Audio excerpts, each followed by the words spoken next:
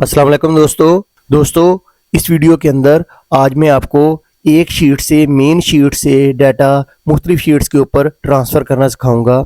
ये वीडियो मैंने कैसे बनाई, पहले मैं आपको इसका डेमो दिखा देता हूँ।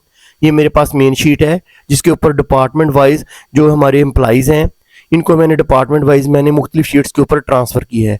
ये सेल का डाटा है तो सेल के एम्प्लॉई आ गए हैं, मार्केटिंग का, HR का, एडमिन का, और ये मेन शीट। अब अगर इधर नीचे अगर मैं कोई एंट्री करता हूं तो वो ऑटोमेटिकली रिफ्रेश करने पर इन शीट्स के अंदर जिसके रेलिवेंट होगी वहां पे ट्रांसफ़र हो जाएगा। ये मैंने कैसे परफॉर्म किया है तो चलें अपनी प्रैक्टिस फाइल की तरफ चलते हैं। लेकिन ये जो मैं आज वीडियो बना रहा हूँ ये सबसे यूनिक है, बहुत ही आसान है। इसमें ना तो मैंने विजुअल बेसिक का कोई इस्तेमाल किया, ना कोई मैक्रोज इस्तेमाल किए हैं, और ना ही कोई मैंने फार्मूला यूज़ किया है। बहुत ही सिंपल है।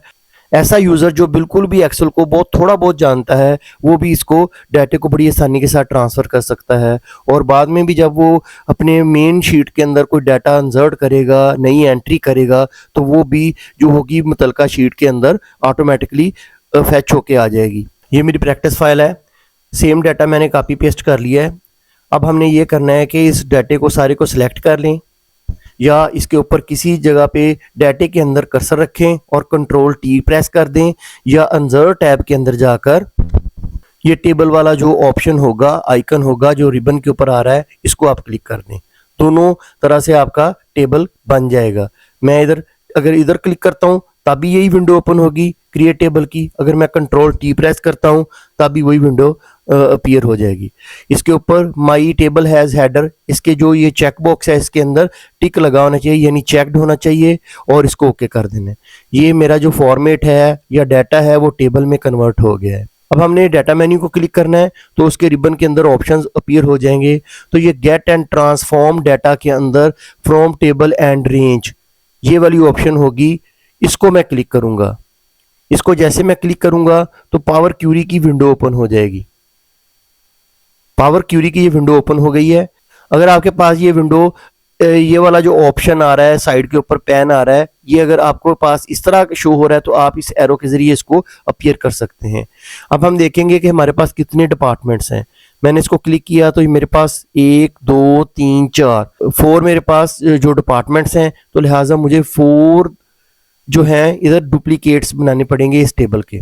मैं इस टेबल को राइट क्लिक करूंगा और डुप्लीकेट प्रेस कर दूंगा। ये 2 टेबल बन गए। फिर मैं क्लिक करूंगा, डुप्लीकेट करूंगा, ये 3 बन गया। अब आखिरी दफ़ा एक दफ़ा करूंगा, ये 4 टेबल बन गए।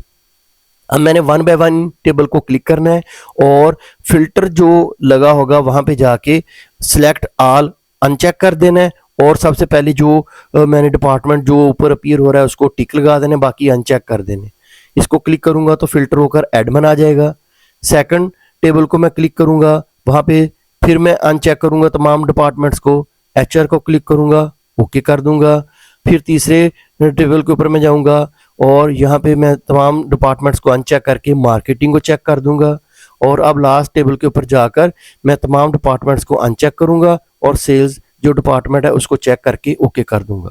अब हमने ये करना है कि इसी विंडो के ऊपर रहते हुए ये क्लोज एंड लोड, इसको मैंने इधर से क्लिक करना है आइकन के ऊपर। अगर मैं ये डाउन एरो करूंगा तो ये क्लोज एंड लोड यहाँ पे क्लिक करना है, क्लोज एंड लोड 2 पर क्लिक नहीं करना। ये मैं क्लोज एंड लोड पे क्लिक करूंगा तो मेरा तमाम डाटा जो है वो वापस मेरी मेन शीट के अंदर फैच होके आ जाएगा। ये देखें उसने मुख्तलिफ टेबल्स इसके अंदर क्रिएट कर दिए। टेबल 4 ये सेल्स का डिपार्टमेंट है तो मैं इधर इसका नाम सेल्स रख देता हूँ। ये वाला जो है ये मार्केटिंग का है तो इसका मैं नाम मार्केटिंग रख देता हूँ। अब ये वाला टेबल जो है ये HR का है, इधर मैं HR नेम लिख देता हूँ। और ये वाला टेबल जो है ये एडमिन का है तो इधर मैं एडमिन टाइप कर देता हूँ। अब अगर मैं इस मेन शीट के अंदर जाकर नई एंट्री करता हूँ तो देखते हैं कि वो टेबल के अंदर कन्वर्ट होती है या नहीं। अब मैं इसके अंदर टैब प्रेस करूंगा और यहाँ पे 1017 लिखूंगा और कोई नाम लिख देता हूँ, फादर नेम कोई लिख दिया, और डिपार्टमेंट जो है वो HR लिख देता हूँ। और अब जाके मैं इसको इधर टैब को किसी को क्लिक करता हूँ और टेबल क्यूरी का जो टेबल डिज़ाइन फॉर्मेट आ रहा है वहाँ पे ये रिफ्रेश का ऑप्शन आएगा। इसको मैं क्लिक करूंगा और रिफ्रेश ऑल कर दूंगा तो जिस जगह पे HR के अंदर नई एंट्री थी तो ये देखें वो डाटा वहाँ पर ट्रांसफ़र हो गया है। उम्मीद है कि आपको मेरी वीडियो पसंद आई होगी। इसको लाइक कीजिएगा, शेयर कीजिएगा और सब्सक्राइब कीजिएगा। खुदा हाफिज़।